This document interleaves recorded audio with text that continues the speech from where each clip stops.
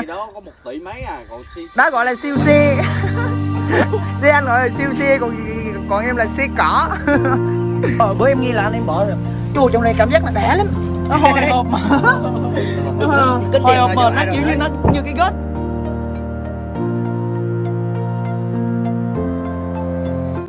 Ok, hello mọi người. Hiện tại hôm nay là mùng 6, là một ngày rất là đặc biệt luôn. Thì mới vừa ăn sáng xong thì có một cuộc gọi đến, đó là anh Cú Đấm Thép.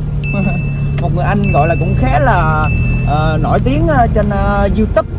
Đấy, hiện tại là anh Cú Đấm Thép đang ở nhà anh Nguyễn Văn Lên mọi người. Thì bây giờ là lúc nãy anh Thép vừa tới nhà anh Lên rồi, là anh Thép có gọi cho em. Thì bây giờ là em đang trên đường chạy lên nhà anh Lên để chúc xuân anh Lên cũng như là gặp anh Thép nha mọi người. Thì bây giờ là đây, em cũng có chuẩn bị vài cái lọc lá đầu năm. Nói chung tiền thì em chắc chắn là không nhiều bằng những người anh đó rồi, nhưng mà được cái là đầu năm mọi người, đầu năm nên mình nên chúc xuân với tặng bao lì xì để có một cái gọi là có cái lọc lá ngày đầu năm cho nó hơn đó mọi người. Chứ còn tiền em thì chắc chắn không bằng những người anh đó rồi. Nói vui vậy thôi chứ cũng quan trọng là tình cảm là trên hết, chứ không phải quan trọng là lọc lá gì. Nhưng mà nếu có lọc lá thì nó tốt hơn, nó phong thủy hơn.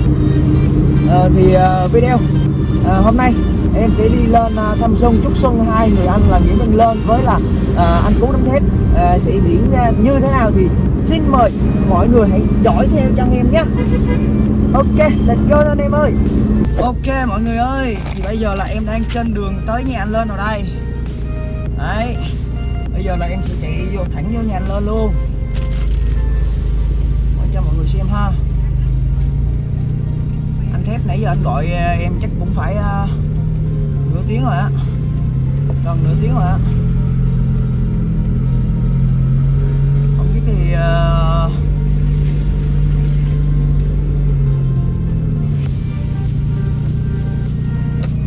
chờ em tí, một chiếc xe anh Lên nữa.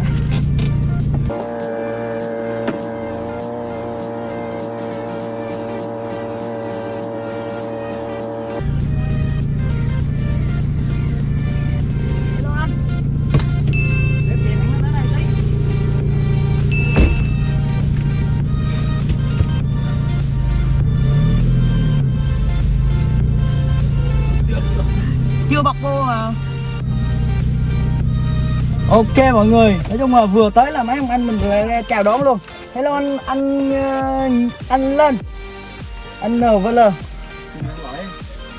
Ủa anh Thép là anh đi xe gì vô anh? Chắc anh chịu chiếc quan tải của anh vô luôn chứ?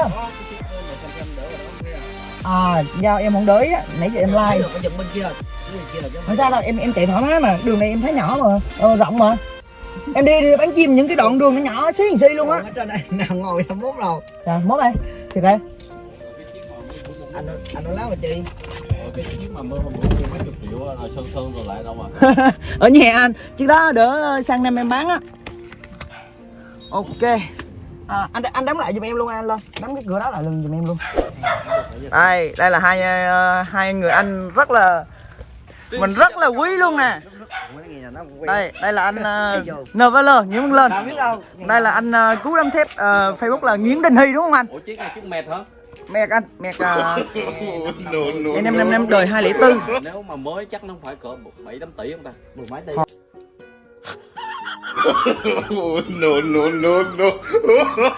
Hồi đó mắc lắm anh, người này cũng rẻ à.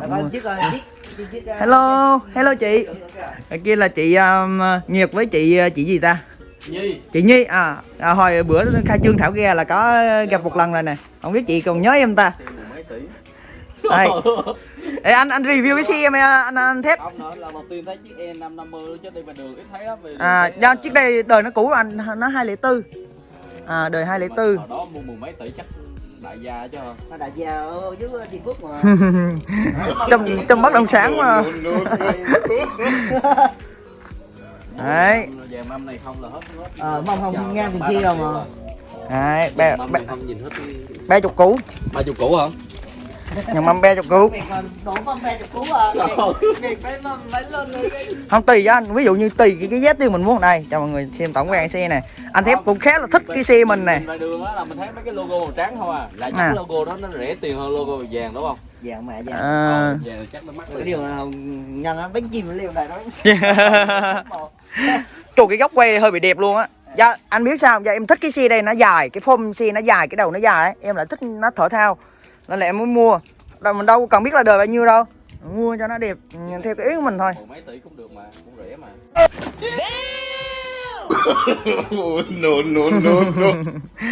Không, em mua có rẻ rẻ à, mua về mình là không rẻ lắm. Cái xe anh Thép mới là đẳng cấp á, bữa em coi hết video ảnh Xe đó có 1 tỷ mấy à, còn đó gọi là siêu xe. Xe anh gọi là siêu xe, còn em là xe cỏ. Sao anh? Đó, dạng là tháo rồi gắn que xe anh đi nha. Khóc luôn á. chỗ này nghe người ta nói để nhìn bánh xe rồi. Đúng rồi, nhìn bánh xe anh. Cái em chạy lại em phải nhìn bánh xe để mình về nó an toàn hơn á. Bữa nay giờ bữa mình về mình phải cũng phải gắn cái này nè. À. Cái Vậy bữa chính cái cầu là cũng do có cái này nè. À. Mình cài 360 á. Xuống. Đúng rồi. Thấy hết cái xe này loại chứ mình. Cái nào anh? Cái nào? Cái 360 có gì giá, đó. có giá mà thí dụ 15 triệu 18. Mấy anh em đang đàm đạo nha mọi người. Nghe nó cái 360 Đẹp ghê luôn á, cánh đẹp. Triệu luôn. Đây cái loại xịn. Mấy em đang nhưng ba anh em này là ai cũng mê xe hết á. Xe. Anh lên là anh thấy là mê xe nhất này. Vô nội thất là mê luôn anh. Wow. Em làm lại hai cái này hồi tối em đi về hơi muộn mà anh sẽ học dưa hơi bẩn tí. Đây chỗ con máy nó nằm chỗ đây nè. Nằm dưới đây có cái gì? Máy luôn. Có cái gứa này nè. Mệt đúng nội thất đẹp ghê luôn ta. Hôm đó nó bờ máy nó nêu ra tay luôn các bạn. Mà sao bị mất người ta ai đeo? Mà bờ mày không.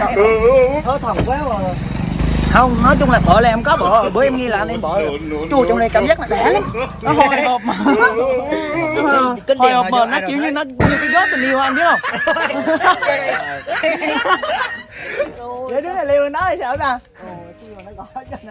Không, em ấn lên á. Cái kính này đi người ta nhìn vô thấy luôn á. Không thấy, ở ngoài nhìn vô là không thấy, còn ở trong ngoài nhìn vô là thấy. Ta nhìn ta thấy không? Tài chắc ở trước nhìn vô là thấy, còn gói này anh đóng lại cũng ít thấy. Người ta dùng người ta mới thấy mặt mình như thế nào người ta biết chứ. À, mọi người thấy mấy anh em YouTube của mình nó vui không? Cực kỳ thân thiện nha mọi người. Anh lên phát biểu sao về cái xe em, anh thấy đẹp không? Đẹp. Em độ 2 tháng mà. Em độ nội thất cho tới khi hoàn thiện á là 2 tháng á. Nhưng DTP mà. Anh biết DTP là ý nghĩa là gì không? Ví dụ như Sơn Tùng MTP á là ý nghĩa của từ MTP tức là music, tài năng và phong cách. Còn DTP là em theo em tự định nghĩa cho em là đẹp trai, tài năng và phong cách. Này. Bố mình gì lâu lắm rồi đi chứ. Rồi ok thôi mời anh Thép vô anh. Nói chung là mấy anh em quý đó, gặp nhau là quý liền luôn á. Để mình lóc cái xe lại. Không phải anh, không phải. Con anh lên mới bé tí à. Họ hàng. Lóc cửa. Rồi, ok mọi người. Đây, bây giờ là em vào Thanh Xuân nha, review cái ngôi nhà của anh lên này. Ngôi nhà tạo nên thương hiệu NVL. Đẳng cấp. Đấy. Chù, đúng rồi, nhà YouTuber đồ gỗ quá đẹp luôn anh. Chất lượng. Ok anh. Bạn năm mới quý vị hạnh phúc bên gia đình và người thân em. Ok anh. Có cần tiền cốc que không? Ok. Quá đẹp, nói chung là đây Thanh Xuân có anh Thép này. Hồi nãy anh Thép gọi mình nè, là chị Nhi nè. Anh lên là ngày hôm nay là em đang định lên nhà anh luôn. Là chung. Quả, hôm nay là em lên nhà anh Tiến đầu là hôm nay là phải lên chứ. Có hai ông anh mà chẳng lý nói sao là kỳ. Do hôm nay là ông ấy xuống. Ok anh. Ủa anh Lộc hiện tại đang ở quê vợ luôn hả anh? Vậy là hôm qua là em thấy em lên là Đây là vợ cái Lộc à. Vậy nhé. Cái này chú nhân cho cũng được, bây giờ cái này luôn. Đi thăm nhà nha.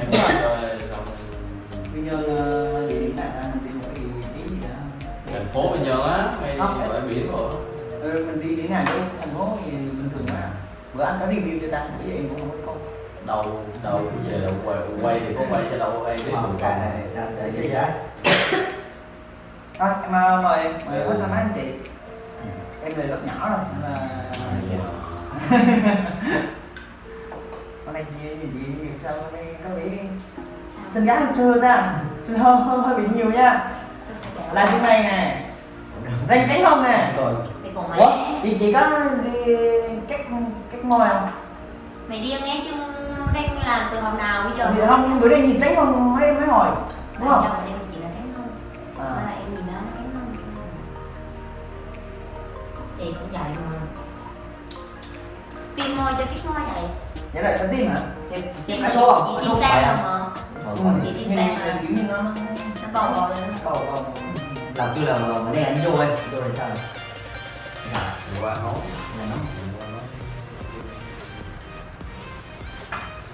Là quay lên đổ xuống Quy Nhơn chơi. Mấy anh em chơi bữa rồi mai về. Anh em mình khá lâu rồi chưa gặp anh. Nếu mà dễ mời mấy anh em mình đi cái địa điểm nào cho nó cái bài để anh em chơi rồi anh em mình review rồi đó. Chắc phải bút online.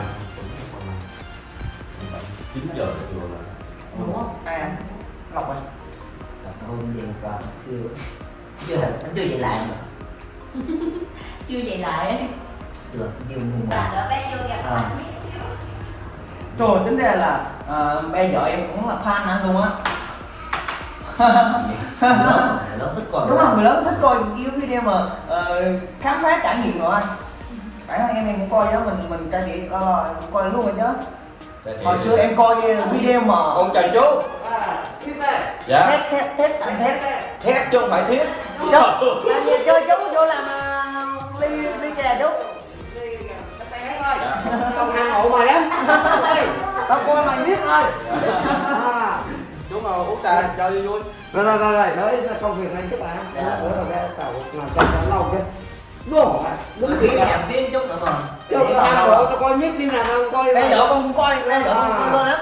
Tao thấy mày tình thương chỉ nhỏ lắm. Nhưng mà đừng có tình thương gái nha. Mời nó. Chúng đào hoa lắm, nói chuyện nghe mượt mà lắm. Tao coi mẹ chồng nàng dâu cũng coi nhiều ký coi gì ký vô năm Mẹ chồng nàng dâu là hình như là anh hình như đăng trên YouTube cho ta. Mẹ chồng nàng dâu xong gõ cửa thăm nhà mà ông chú vừa ghé vô thăm nhà. Gõ cửa thăm nhà. Mà ông kêu là ghé vô thăm nhà. Vậy là anh vô đây được mấy ngày rồi?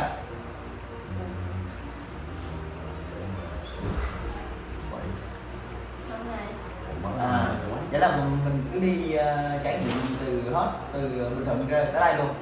Đâu có đi một thẳng từ Ninh Thuận ra lại luôn. Đi Vậy. quê mà. Đi quê ăn Tết cái đâu có đi làm gì đâu. Vậy quê mình gốc đây luôn hay sao? Quê chị. Cũng quê Bình Định luôn. Thế là do Bình Định mình còn là vợ của người nổi tiếng không á. 4 năm tháng rồi thôi. Sushi. Dạ 2 mấy. 2 tháng mấy hả? Sushi bị ngập nước mà. 2 mấy mà đi bờ đi gọi bảo hiểm hết 2 lần nữa. Bữa hình như là qua cái cầu nó mất. Đúng rồi, anh nên bỏ cái nhìn bánh á. Em thấy cái đó bản thân em chị mà không có nhìn cái đó là nó khó gì lắm. Mình không nhìn được cái bánh, ví dụ như mình đi quen mấy cái đường này đó. Giả là để có tiền tiền tiếp phải không? Tiền tiếp nó đang chờ khách là biết khách Dạ, là. quý vị là chị quay chỗ anh Tiến thôi chú. Tiền tiếp nó đang cho chuẩn bị hết rồi. Anh mua này cái đó hình như có vài chục nghìn một cái, nhưng mà anh đi an toàn á. Anh nhìn được cái bánh. Là đường nhỏ đây em đi thoải mái luôn á. Anh không có, Anh mua mà chưa bao giờ anh chạy luôn. Anh phải anh mua chưa bao giờ chỗ ghép đó luôn. anh không dùng là anh di là nó khó, chứ còn như xe em là em di thôi chứ. Bữa là lùi ra thì nó móc đứt mà tiến tới á Biết này là biết bỏ thêm vô mà. Đâu? Đại này biết bỏ thêm vô rồi. Bỏ thêm vô. Cho Cái xe gì vậy? đây là gì của đặc trưng của gì dòng mà đặt sushi nó mà. to Đặc trưng của Raptor á. nó phải có. Vậy là đây là nó đặc trưng còn. Người ta bán đồ không có, còn đây là đặc trưng của nó. Còn mà cái dòng mà từ đất to đổ xuống á là không có cái xe nào mà rin mà nó có cái đó đó. Đó là đặt thêm không mà. Để tí nữa Để vô mình thấy để vô. tí nữa anh tiếp chỗ của mình. Rồi mình qua đó là ngồi xì xì, biết cảm giác ngồi xì xì như thế nào nữa. Từ lái xe chút mình đi đâu đi luôn chứ tự nhiên Nó vậy cũng được. vậy cũng được. đi ra đó rồi đi luôn chứ tự nhiên bao rồi quá. Không cho nên mình đó. Vô rồi vào rồi đó. Lái. Bây giờ cho con chút lại nè. Thì trước tiên là con tới con Xuân là trước hết là rất là quý luôn. Đó anh anh Tiến là không quen, có quen rồi, con ghé rồi, thanh Xuân kể nghe rồi. Thì nay cũng ra chỗ anh lên. Thì con chúc anh lên với gia đình mình sức khỏe là trên hết, sức khỏe là Làm khỏe đi. đó. Rồi làm ăn là phát lộc phát tài hơn và chắc là lời bạn sự như ý. Đó, rồi con Cảm ơn em. Cảm ơn nhân nhiều. Cảm ơn em. Chúc nhân năm mới. Rồi đây cũng còn chúc mày năm nay cũng kiếm một Có vợ chưa? Có em rồi. em chưa? chưa hả? Em chưa có mùa luôn mà, sợ em 99.000. Chưa có mùa luôn. Có mua rồi ba. Mùa rồi. Tướng chiên luôn. Có phải gửi là con đi đâu con nói chung tiền mà chắc chắn không bằng những người anh ở đây đâu, nhưng mà Không. tới là phải gửi lòng. Nhỏ nhất nhưng mà giỏi nhất luôn anh. Là trước là con Biết bay. không, con nói con nhận con vui. Lì xì Đúng ấy. không? Dạ không. Lì xì là dùng cho từ nhỏ đây là chúc xuân. Một tuổi á. Con túi rồi. Vậy là qua mừng túi chứ. Chứ là anh mai mốt anh cân xuất chị thì anh lì xì gọi là cái lòng từ năm thôi. Cảm ơn em nha. Dạ cái bìa thì em có được 2 cái bìa đó. Còn bây giờ lì xì đó rồi. Bây giờ là có anh thấy với chị gì cho em Có cân. cái là em Các con chị đưa cái bao không? hả? Ra gì con? Nhiều lắm. Giờ cái bao nó cũng giờ cũng Nhiều lắm ở trong học á anh, nhiều lắm. tí nữa chạy cái bao đó. Bao rồi chứ gì? Thôi, em Cho nó ăn lắm. Đấy. mừng tuổi anh Thép. Anh Thép là nói là sẽ cái con anh phát triển hơn. Sức khỏe gia đình em là trên hết. Là gì làm cũng an toàn, sức khỏe gia đình trên hết. Chị Nhi. Em biết chị Nhi. Em chúc lộc mà ai cũng chúc hết á. Camera men chị Nhi. Cameraman là phải gấp đâu nha. Cảm ơn em nha. Cảm ơn em, chúc em năm mới vui vẻ, càng ngày càng phát triển, làm ăn phát tài phát lộc là được. Ngon mà, nó ngon mà. Trời ơi, phải nói là đẳng cấp á, gọi là nhân đẳng cấp á. Thanh niên mà sinh năm 99 đúng không? Chạy xe mười mấy tỷ. Bóp xài bóp da hộp do. Đây đúng rồi. Cá sấu. 20 củ rồi. Chưa tính dòng vàng. Ok nha mọi người, thì nói chung video hôm nay đến đây em quay cũng rất là dài rồi mọi người. Để tiết kiệm cái thời gian thì em xin phép tắt máy quay để mấy anh em nói chuyện thêm một tí nữa, với lại là chuẩn bị là đi sang nhà một cùng anh nữa. Thì nói chung video hôm nay em xin dừng và kết thúc tại đây luôn nha. Anh em xem video nếu yêu quý thì hãy để lại một like, một subscribe ủng hộ kênh, và đừng quên là kích vào chuông để nhận thông báo mới nhất từ những video vlog hay nhất từ kênh của em nha mọi người. Rồi, xin chào và hẹn gặp lại mọi người trong video tiếp theo. Xin chào.